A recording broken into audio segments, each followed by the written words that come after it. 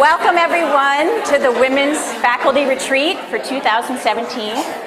I'm delighted to see you all here. Our theme this year is creating a work environment where all women thrive. I'm Janine Cavender-Bears. I'm the senior co-chair of the Women's Faculty Cabinet who hosts this event. And I'm a professor in the Department of Ecology, Evolution, and Behavior in the College of Biological Sciences.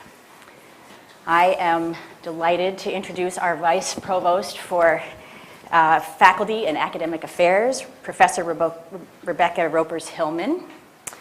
Rebecca, in addition to her leadership with the administration currently on gender equity, she was previously in faculty governance as the chair of the Faculty Consultative Committee, among other things. But she's also a distinguished scholar and educator in the area of equity in higher education.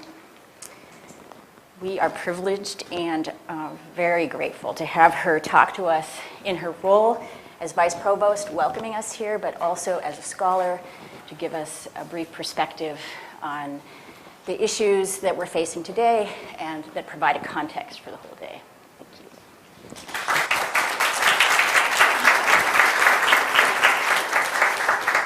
So I'm just going to start out, well, first of all, thank you, Janine, for the introduction.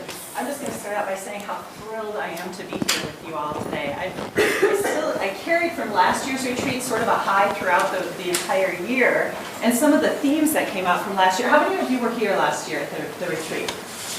So roughly half, a third maybe.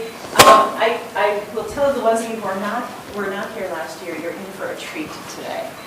It's really going to be a great day for lots of reasons. The first thing I would very much like to do, though, is to ask everybody in the current Women's Faculty Cabinet to stand up, please, so we can acknowledge their efforts.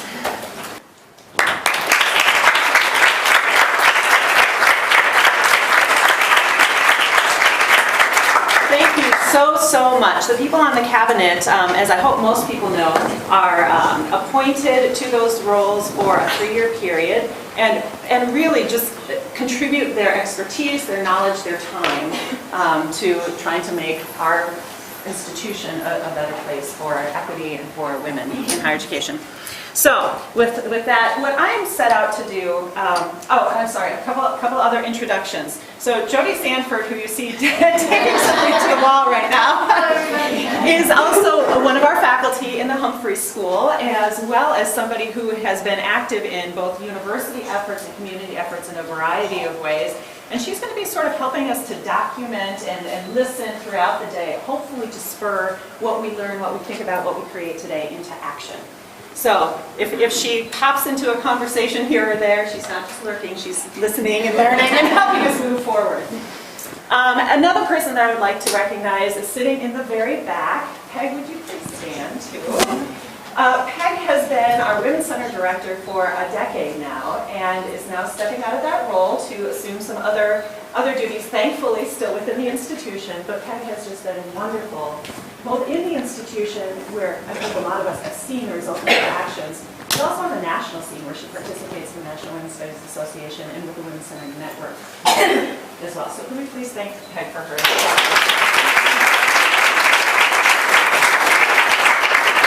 Okay, and I'm not going to take more than my allotted time this morning. I'm going to pose just a few questions that I think that we should be thinking about as we move into the day, or that I'm thinking about as we move into the day. I'm hoping that you'll bring your additional questions as well. I frame these in a couple of different ways, sort of classic, contemporary, and perplexing. And unfortunately, I can't say that classic problems or concerns related to gender and education are fixed. It's not like we're done with these and now we're moving on to a different set of questions. But it's more, these questions have been around for a while, and then there are more contemporary kinds of questions. So here on this slide, so a problem that has been around for a while, that we've known about for a while, that there's research on. Women, in particular the minoritized women, are underrepresented in the highest level of authorities. That's changing ever so slowly and differentially depending on discipline and position and institution type. Women's ways of knowing and applying knowledge are not valued in certain disciplines. And you know what, I'm happy to answer questions about any of these later, but I'm going to move through them quickly. Knowledge about non-dominant experiences is either absent in the curriculum or presented in as an alternative or an additive kind of way. Like we'll have the week where we look at women scientists.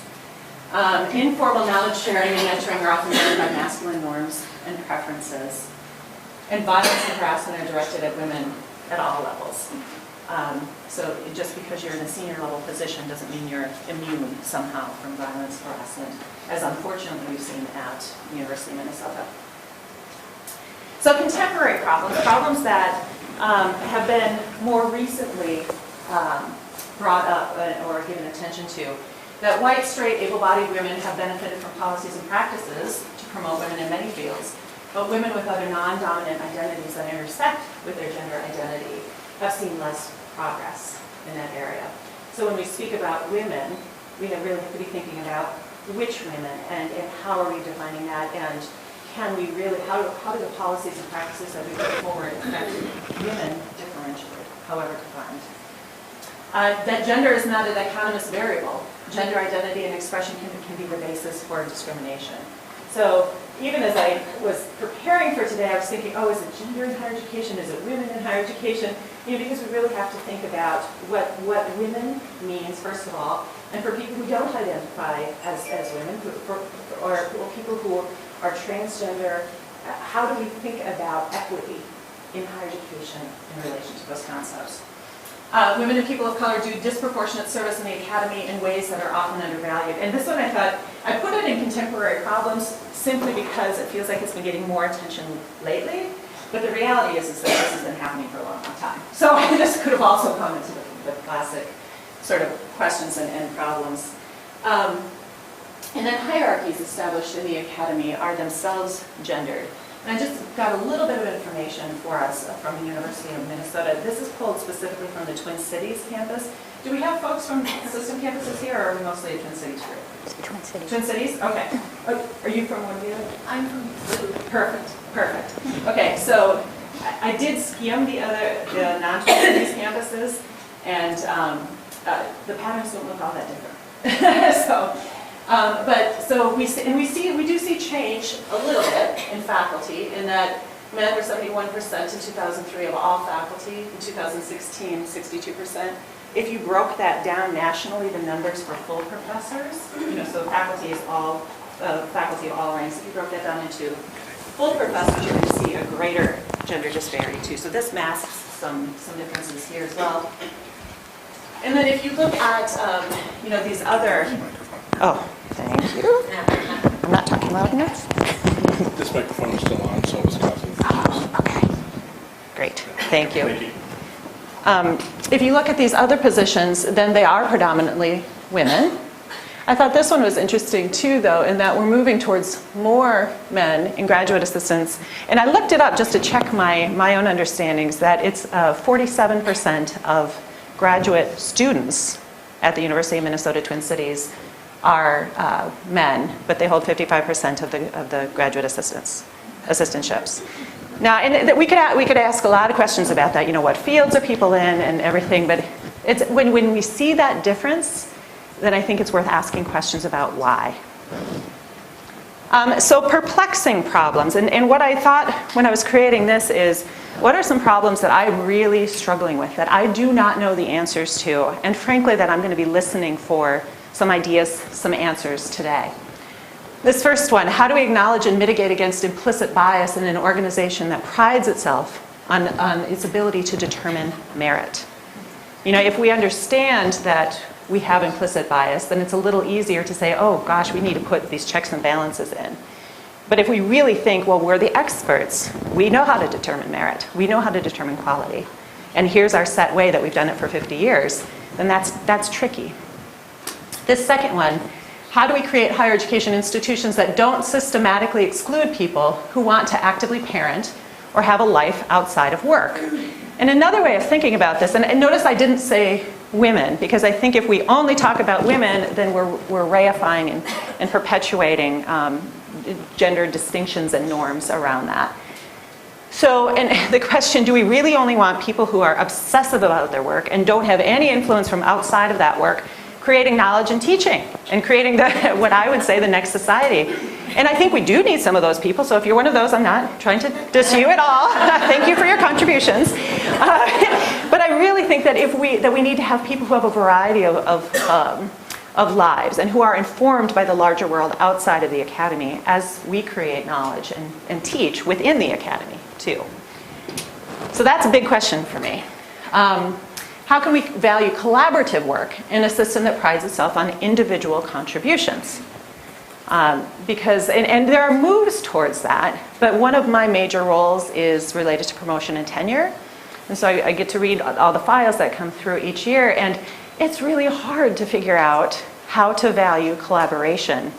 And people want to do it, but it's really hard to think about and ascertain how we can truly do that in a system that for hundreds of years has been about individual contribution.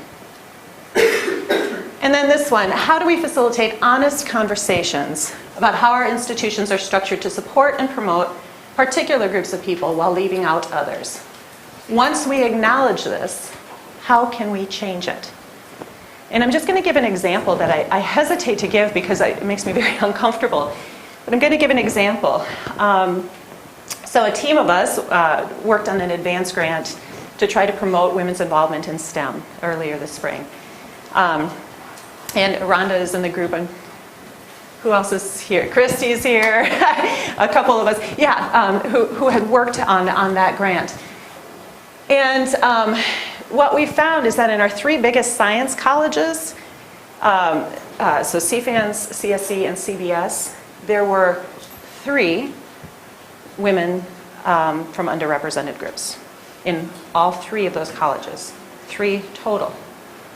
And so how can we say that we don't have systems that are set up to perpetuate or to serve particular groups of people, to draw on particular groups of people's knowledge when we have an outcome like that? And there are people around the globe who are trying to think about outcomes in addition to processes, fair outcomes in addition to fair processes, because they realize that all these things that we thought were fair are yielding inequitable outcomes. So, just a couple of things. Potential solutions, and then the next slide is just about what things you can do. Potential solutions are I was thinking of more from an institutional perspective. What can we do as an institution? So, we could think about masking identities and selection processes to minimize implicit bias. I actually had this recommended to me by a faculty member in the med school just last week or 2 weeks ago. We can seek to find inequities and remedy them, such as what we're doing right now with the salary equity review process, which is not perfect, but it's a step in the right direction.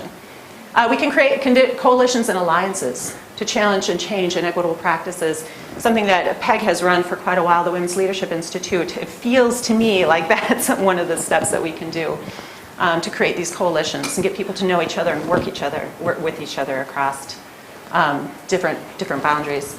We can ensure that diverse groups of people are making decisions at all levels and valuing the overwork of underrepresented people in this process.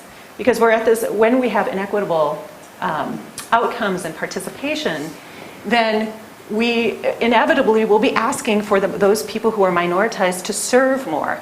And if we do not value that work, then those people will not be able to move up in our system. And it will be structurally set that they will not be able to move up in the system.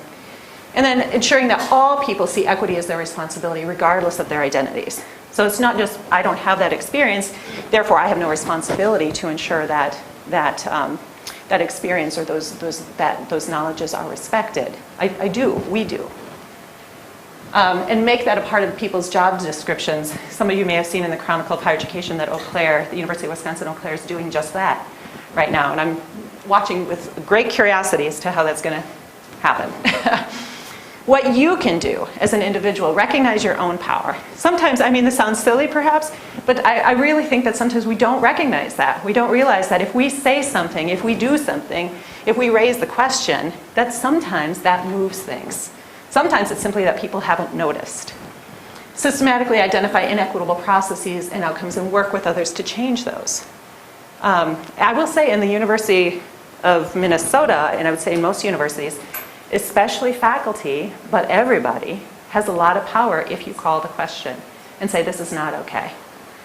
Prepare yourself to step up and lead when there is such an opportunity and let people know that that's something you want to do. review your practices to ensure that they are proactively inclusive and supportive. And what I mean by that is that none of us is perfect. All of us were raised in societies in which inequities were structurally built in. So continuing to check oneself, thoughtfully identify what you need to remain healthy, focused, and productive in the ways that you want to be. I've seen so many folks burn out when they've tried to promote change. And I used to do some research with student activists, and they had some folks drop out of college because they were so invested in improving their university. And it's, I think we really need to prioritize ourselves and what we need. And then the final one, using institutional and or other organizational disciplinary resources to find support, resources, and allies. I'm hoping that all of you have heard about the National Center for Faculty Development and Diversity, which is a great resource that is now available to us. If you haven't, please ask me about it. I'm here all day, and I would love to share some information about it. So with that, I am going to hand it over back to Janine, and thank you so much. I look forward to spending the day with you.